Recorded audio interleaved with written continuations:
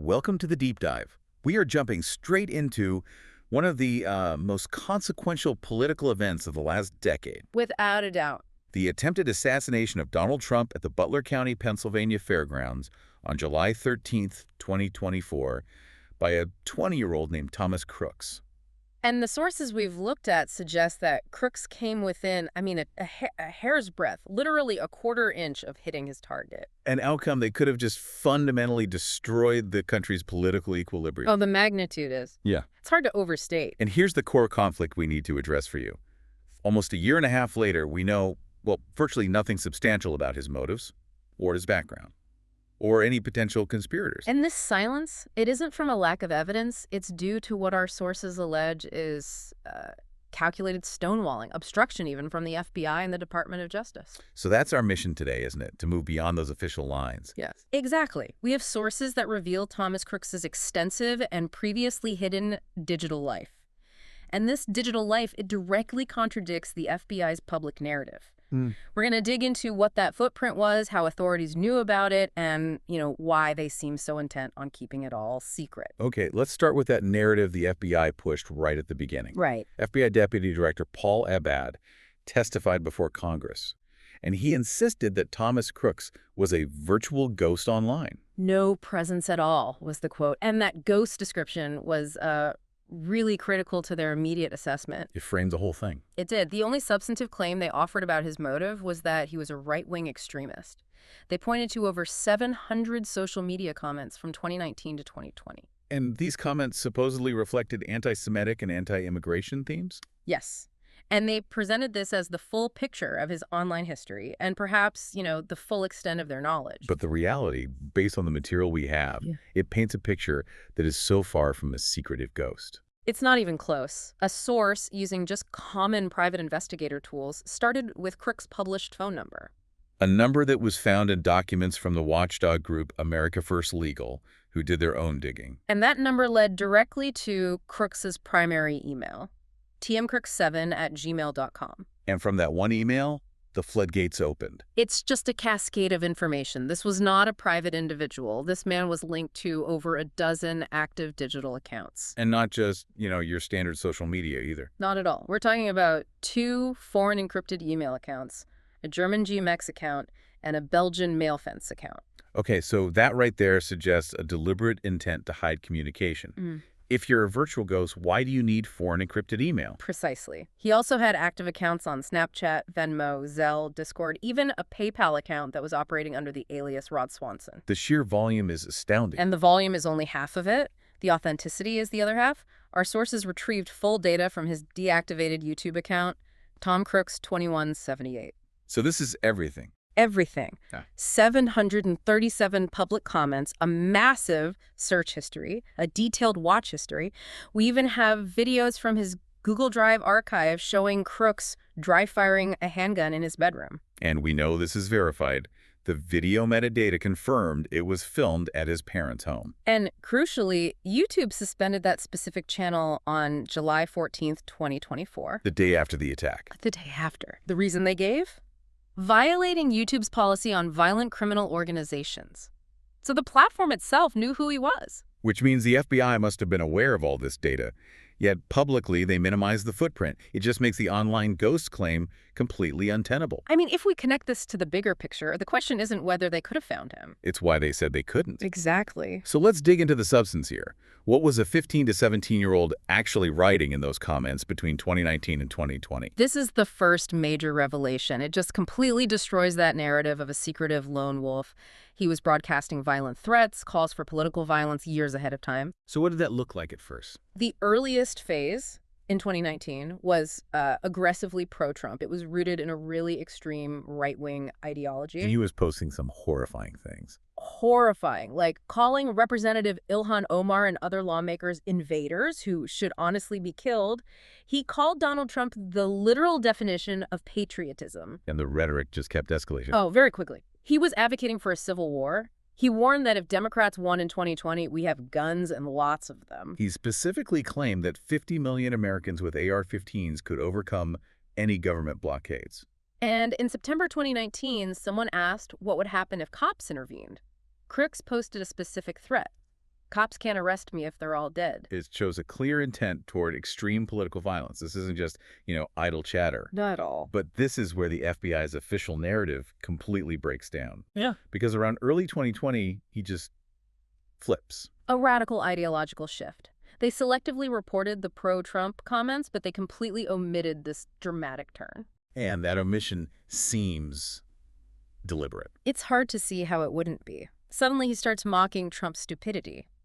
He's arguing that Trump supporters were too brainwashed and behaved like a cult. He even adopted a more left-leaning stance on public safety during the COVID lockdowns, didn't he? He did. He argued that sometimes public safety comes before your personal rights. He was no longer this one-note right-wing extremist. So the FBI took only the pro-Trump comments and just ignored the subsequent anti-Trump, almost anarchist manifesto.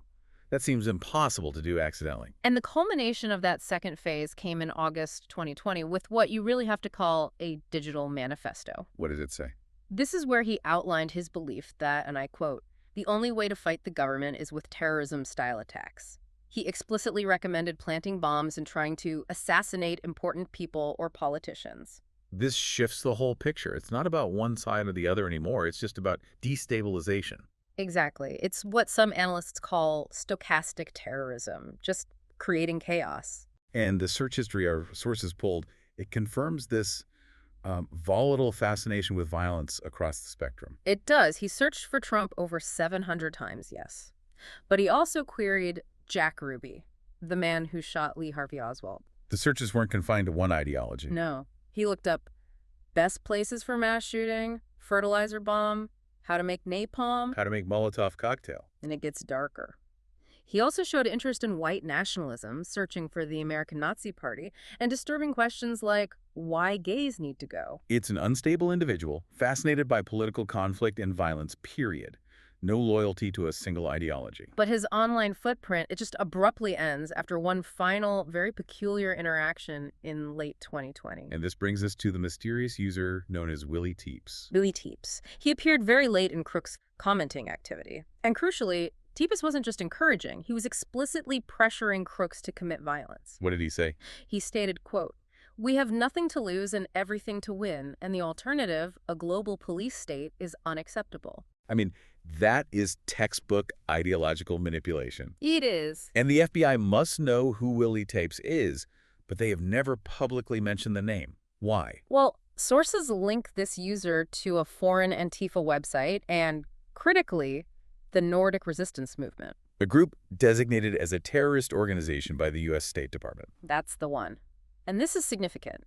If Teeps exists and was guiding Crooks, it transitions the case from a domestic lone wolf attack to, well, a potential case of foreign ideological influence or manipulation. Which dramatically complicates the simple right-wing extremist narrative the FBI was pushing. It changes everything. The handling of this case post-shooting looks less like a standard investigation and, more like an effort to shut down scrutiny. Let's walk through the points of alleged obstruction our sources detail. Okay, let's start with the body itself. In a case of this magnitude, the body is typically held for extensive analysis. But Crooks' body was released for cremation in just 10 days. 10 days? That seems incredibly fast. It is. And according to the county coroner, it required specific permission from the FBI. This prevents any outside investigators from verifying the autopsy or running, say, a new toxicology screen. It destroys the chain of custody. Completely. And then there's the cleanup. This is truly astonishing. Right. An FBI agent from the Technical Hazards Response Unit A Hey Sonny Matt team, basically. was photographed hosing down the crime scene the day after the attack, removing blood and tissue. Using a Hazemat unit to wash away forensic evidence from a political crime scene it's completely unconventional. You map out a site like that meticulously. Hosing it down removes critical evidence.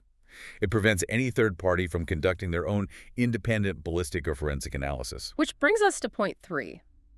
The outright lie told to Congress. And the public. And the public. FBI leadership, including Director Christopher Wray, repeatedly told Congress that information on Crooks would be released as soon as the trial is over. Let me just let that sink in. The FBI director repeatedly based his statements on a trial that he knew would never happen. Because Thomas Crooks is deceased, there is no trial. Unbelievable.